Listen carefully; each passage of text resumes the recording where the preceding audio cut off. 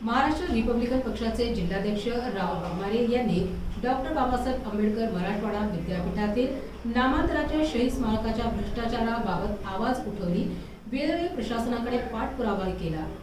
हे शहीद स्तंभ सरळ अवस्थेत नसून तो वाकडा होऊन एका बाजूला कलरल्याचे निदर्शनास आणून दिले होते। पुन्हा एकदा राहुल मडवाळे यांनी उपोषणाचे हत्यार उपसल्यानंतर प्रशासनाने आज या स्तंभास पाडण्याचे आदेश काढले असून हा स्तंभ काढण्यास सुरुवात झालेली आहे।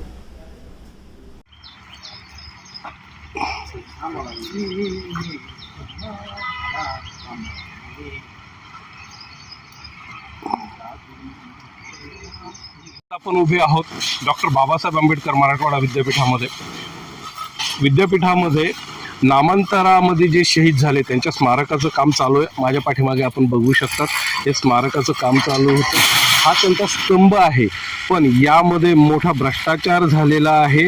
याबाबत UCN TVने सर्वप्रथम याबाबत माहिती दिली होती। हा भ्रष्टाचाराचं प्रकरण समोर आणलं होतं, उघडकीस आणलं होतं।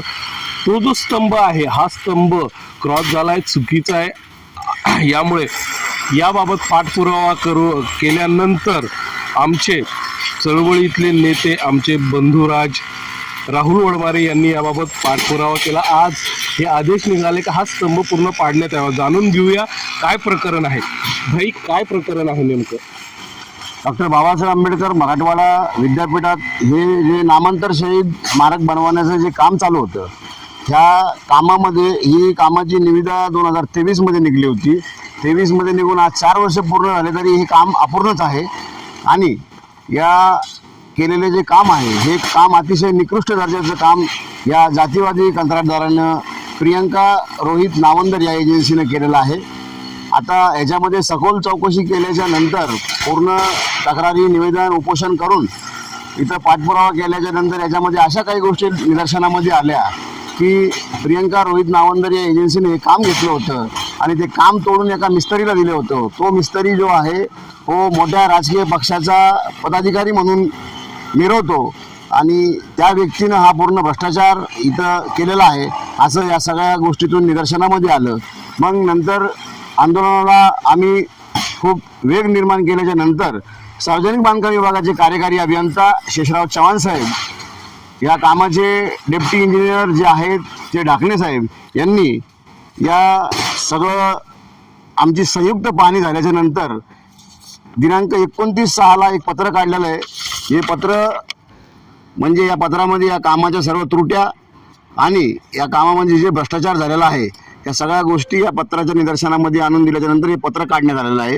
याच्यामध्ये सरळ सरळ लिहिलं आहे की हा जो स्तंभ उभा केलेला स्तंभ आहे, मुख्य स्तंभ हा झुकलेला आहे। याच्या वळंबा याच्यामध्ये टूप लेवल सगळं लावून आम्ही जेव्हा तपासणी केली तेव्हा हा पूर्ण झुकलेला स्तंभ निदर्शनामध्ये आल्याच्या नंतर हे पत्र कार्यकारी अभियंता यांनी काढलं आणि आज हे पाडण्याचे आदेश दिल्याच्या नंतरही 10 दिवस पूर्ण होऊन गेल्याच्या नंतर बी कंत्राटदार हा स्तंभ पाळत नव्हता। मग आज कार्यालयामध्ये जाऊन आम्ही कार्यकर्त्यासोबत जाऊन त्याचं सगळं विचारपूस केल्याच्या नंतर आज जेव्हा तिथं आमची नोकझोक झाली त्याच्यानंतर हा आदेश त्यांच्या कार्यालयाच्या वतीनं कंत्राटदाराला दिल्याच्या नंतर आज आपल्या पाठीमागं चालू असलेलं काम हे पाडण्यात येण्याचं काम आज सुरू करण्यात आलेलं आहे। आणि मी असं समजतो की आंबेडकरी चळवळीतील सर्व कार्यकर्त्यांची ही असं म्हणायला हरकत नाही की इथं आंबेडकरी चळवळीची जीत झालेली आहे। भाई, आंबेडकर चळवळीचा हा विजय आहे, हा तुमचा विजय आहे, तुमच्या पक्षाचा, तुमच्या संघटनेचा विजय, यात वाद नाही। पण ज्यांनी हे काम केलं, ज्यांनी निकृष्ट दर्जाचं काम केलंय त्यांच्यावर गुन्हे दाखल होणार का? 100% त्यांच्यावर गुन्हे दाखल होणार आहेत आणि प्रियंका रोहित नावंदर या एजन्सीला काळ्या यादीत टाकण्याची माझी मागणी आहे आणि यांच्यावर फौजदारी गुन्हे दाखल करण्याची पण माझी मागणी आहे। पण सध्या कार्यकारी अभियंता साहेब यांचं म्हणणं असं आहे की हा जनतेचा अस्मितेचा प्रश्न असल्यामुळे पहिले आपण स्मारकाचं काम व्यवस्थित करून घेऊ। आता याच्या पत्राच्या अनुषंगाने या कामाला पूर्ण पायापासून वरपासून खालपर्यंत पूर्ण पाडून व्यवस्थित पुन्हा नवीन स्ट्रक्चर करण्याची। भाई, फक्त आपण स्तंभाचं काम बघितलं, स्तंभ पाडण्याचे आदेश आले, पण जे सभागृह बांधलेलं आहे तेही निकृष्ट दर्जाचं आहे। सभागृह निकृष्ट दर्जाचं आहे, काही तिथं फडच्या तुटलेल्या आहेत, स्लॅब गळत आहे. या सगळ्या गोष्टी या पत्रामध्ये आपण लेखी त्यांच्याकडून घेतलेल्या आहेत. या सगळ्या रिपेअर करून त्यांच्याकडून आपण घेणार आहे. भाई, हा आंबेडकरी जनतेचा विजय जरी असला पण एका अर्थाने जर बघितलं तर एकीकडे चळवळ बदनाम होती असं वाटत नाही?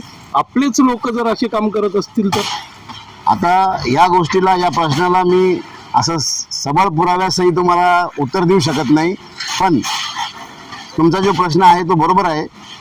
कारण की कुणीही कोणत्याही कामामध्ये भ्रष्टाचार केला पाहिजे, केला किंवा नाही केला हे जे आपल्याला काही घेणं नसतंय. पण जिथं कुठं डॉक्टर बाबासाहेब आंबेडकरांचं नाव, छत्रपती शिवाजी महाराजांचं नाव, महात्मा ज्योतिबा फुलेंचं नाव या गोष्टीमध्ये आल्याच्या नंतर ते तरी आपण जाणीवपूर्वक या गोष्टीला भ्रष्टाचार किंवा इथं काही जातीवाद करू नये. कारण की बाबासाहेबांनी, शिवाजी महाराजांनी काही एका पर्टिक्युलर एका जातीसाठी काम केलेलं नाही आहे. ते प्रत्येक जातीसाठी, प्रत्येक जातीतल्या घटकांसाठी काम केलेलं आहे. तर त्यांचा आदर्श राखून आपण त्या गोष्टीचं आपल्याला आत्मभान असलं पाहिजे आणि त्या गोष्टीत आपण ते काम केलं पाहिजे असं जाता माझं. जाता असं वाटतं आज तुमच्या लढ्याला यश मिळालंय, यात वादनी हे निर्भय तुमचं यश आहे, तुमच्या एकट्याच्या लढ्याला मिळालेलं हे यश आहे. पण काय वाटतंय शेवटी जाता जाता? नाही, काही जाता वाटायचा काहीच विषय नाही साहेब. कारण की विषय असा आहे की हे माझं समाजाचं मला काहीतरी देणं आहे. त्या देणं असल्यामुळं मी या प्रकरणामध्ये हात घातला आणि याची सखोल चौकशी केल्याच्या नंतर ज्या ज्या गोष्टी माझ्या निदर्शनामध्ये आल्या त्या गोष्टीचा मी तिथं तुकडा पाडून आज शासकीय लेवलला मुंबईपर्यंत जाऊन भांडण करून मी ह्या गोष्टीपर्यंत आलोय. हे होते आपल्याबरोबर या आंबेडकरी चळवळीचं युवा नेतृत्व, महाराष्ट्र रिपब्लिकन पक्षाचे जिल्हाध्यक्ष राहुल वडमारे यांच्या पाठपुराव्यामुळे आज हा एवढा मोठा भ्रष्टाचार उघडकीस आलेला आहे.